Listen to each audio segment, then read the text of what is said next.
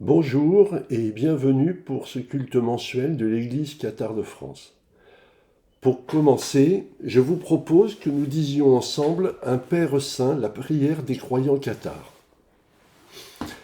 Père Saint, Dieu légitime des bons esprits, qui n'a jamais trompé, ni menti, ni erré, ni hésité, par peur à venir trouver la mort dans le monde du Dieu étranger, car nous ne sommes pas du monde et le monde n'est pas de nous, donne-nous de connaître ce que tu connais et d'aimer ce que tu aimes. Amen. Le prêche de ce mois s'intitule « Comment peut-on être cathare ?» Qu'en est-il aujourd'hui de l'hypothèse cathare ? Si j'ai choisi un titre qui rappelle une remarque des Lettres persanes de Montesquieu, c'est qu'il m'apparaît parfois qu'émettre l'idée de la résurgence du catharisme provoque la même réaction d'un public soit totalement ignorant des particularités de ce christianisme, soit totalement gavé de la propagande issue des politiques et des judéo-chrétiens de la région. Mais pour peu qu'on se donne la peine de réfléchir, les choses semblent moins claires que cette hypothèse selon laquelle le catharisme a totalement disparu depuis le Moyen-Âge et qu'il ne peut réapparaître tant ses caractéristiques le rendent inapte à notre époque. Cette approche est clairement marquée du sceau de la culture judéo-chrétienne, essentiellement catholique, mais aussi un peu protestante et orthodoxe, qui considère les religions chrétiennes comme forcément contraintes dans le carcan d'une dogmatique figée et intangible. Le catharisme, héritier des pagano-christianismes issus du schisme entre les communautés juives de Jérusalem, survenu après la mort d'Étienne et confirmé par Paul en 49, qui concevait Christ comme une rupture avec le judaïsme, n'est pas dogmatique dans sa doctrine et dans sa pratique, mais simplement ouvert sur les savoirs qui nourrissent sa connaissance. À l'instar de la philosophie dont il se sert abondamment pour construire son argumentaire, le catharisme n'est pas lié physiquement avec le monde puisqu'il en rejette la création sur le mal. Détaché de tout lien matériel et conceptuel avec cette création, le catharisme évolue librement dans les pensées et sa doctrine ne peut être dogmatique, ce qui la rend adaptable à toutes les évolutions du savoir humain. De ce fait, le catharisme est compatible avec toutes les époques humaines puisqu'il n'est attaché à aucune. Pourquoi rejeter l'idée d'une persistance du catharisme ? D'où vient donc le rejet de l'hypothèse d'une résurgence du catharisme ? Il y a des raisons culturelles, comme je l'évoquais plus haut, c'est-à-dire que pour ceux qui acceptent la réalité du catharisme médiéval, leur incapacité à comprendre ce que veut dire le concept de non-matérialité du catharisme.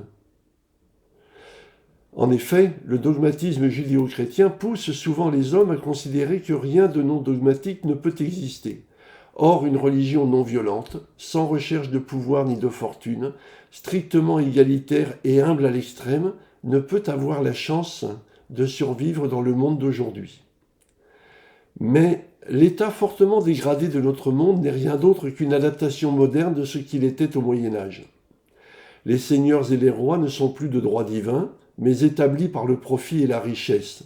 Les inégalités ne touchent plus les mêmes catégories, ou du moins de façon moins importante, mais elles ont trouvé d'autres catégories sur lesquelles elles peuvent s'appliquer. La vanité est toujours la même, la violence et la volonté de pouvoir n'a pas changé, etc. Donc, le catharisme d'aujourd'hui sera en but avec les mêmes problématiques, même si l'on peut espérer qu'elles s'exprimeront avec moins de spontanéité peut-être.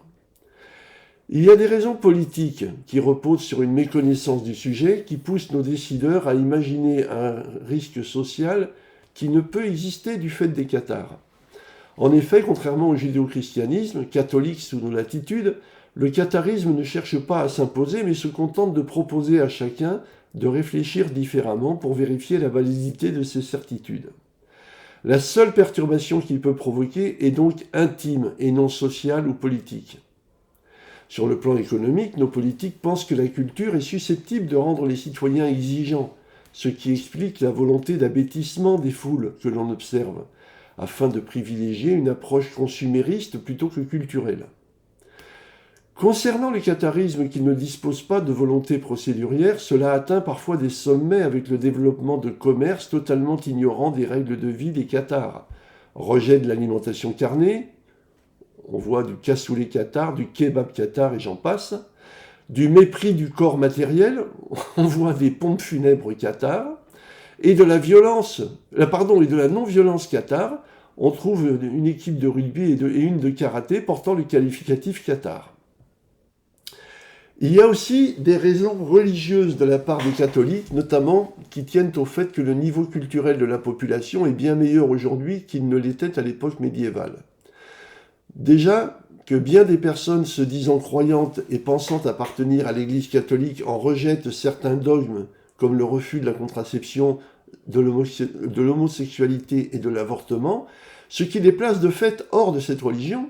Cette dernière préfère éviter de rappeler ce fait pour conserver ses ouailles, sans lesquelles elle serait vouée à la disparition. Elle sent bien que s'il existait un comparatif entre catholicisme et catharisme, les croyants pourraient rapidement s'apercevoir de la cohérence de ces derniers, ce qui nuirait fortement au catholicisme.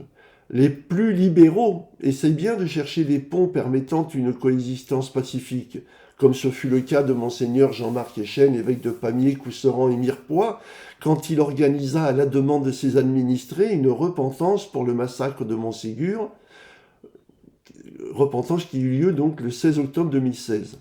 Mais la frange la plus réactionnaire, déjà en lutte contre un pape laxiste à ses yeux, ne veut pas entendre parler d'une potentielle et partielle reconnaissance du catharisme. Comment le catharisme pourrait-il être perçu aujourd'hui ? Il existe des religions que l'on ne peut rejoindre que par des voies étroites, notamment celle du sang. Mais de façon plus générale, l'adhésion à une religion se fait par la reconnaissance de la validité de sa doctrine et l'engagement dans une vie correspondant à ces critères.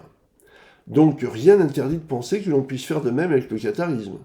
D'ailleurs, en matière de christianisme, on observe que l'adhésion personnelle n'est pas toujours requise, puisque les catholiques baptisent les enfants dès la naissance, c'est-à-dire à une période où ces derniers ne risquent pas d'avoir une opinion personnelle.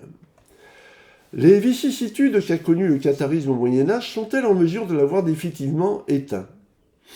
Si on se donne la peine d'en étudier la doctrine et la théologie, entre guillemets, on note qu'un point fondamental est que pour les cathares, tout ce qui relève du monde est soumis au mal et à son séide, le diable.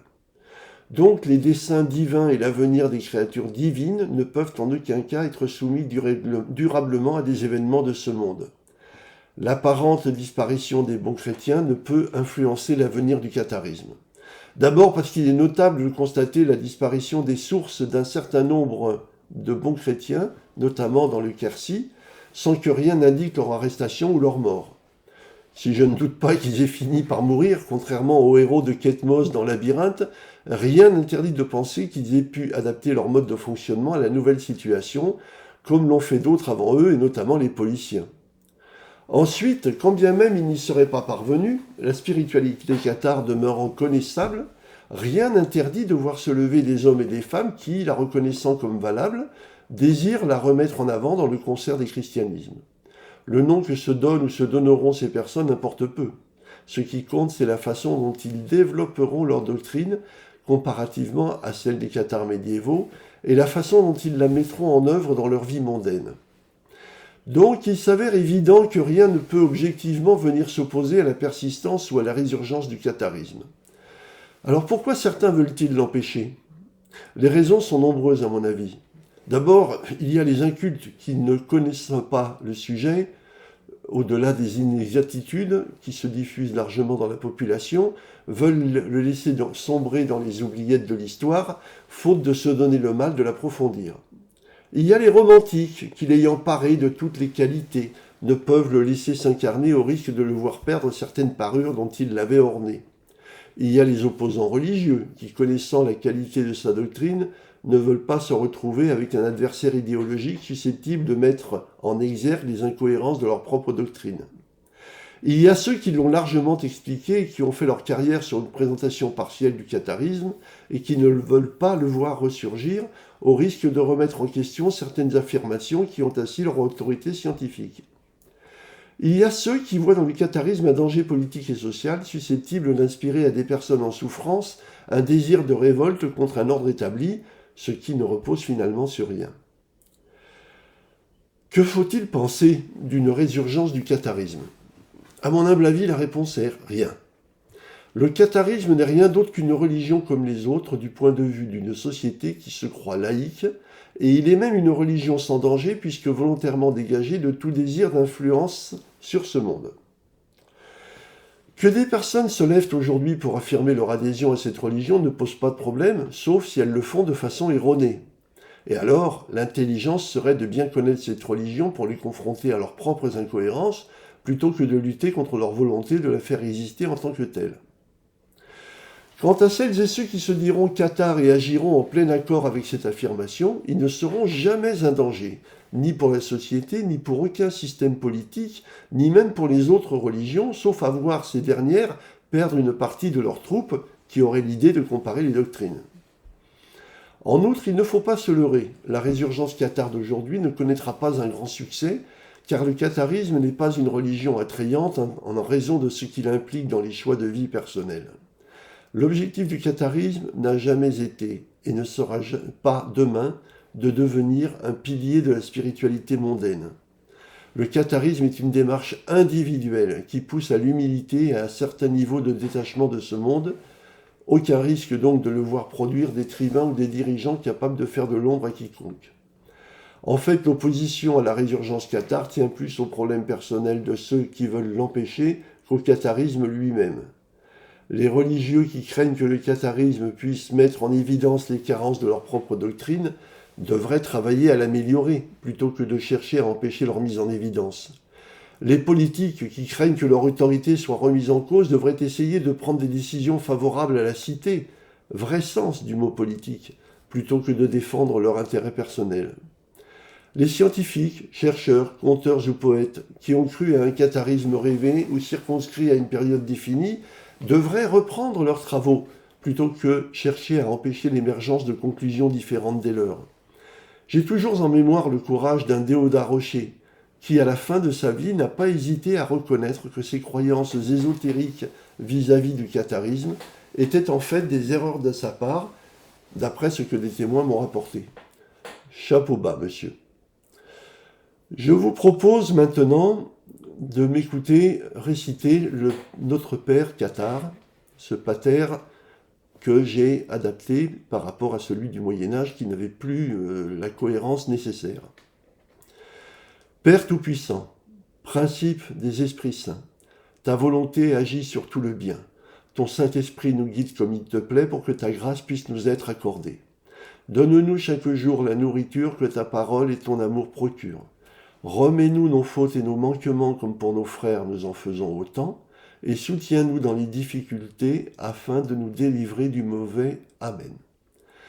Merci beaucoup de m'avoir suivi jusqu'ici, et je vous donne rendez-vous le mois prochain pour un nouveau rituel avec un nouveau prêche et des nouveaux rituels cathares. Bonne journée, au revoir.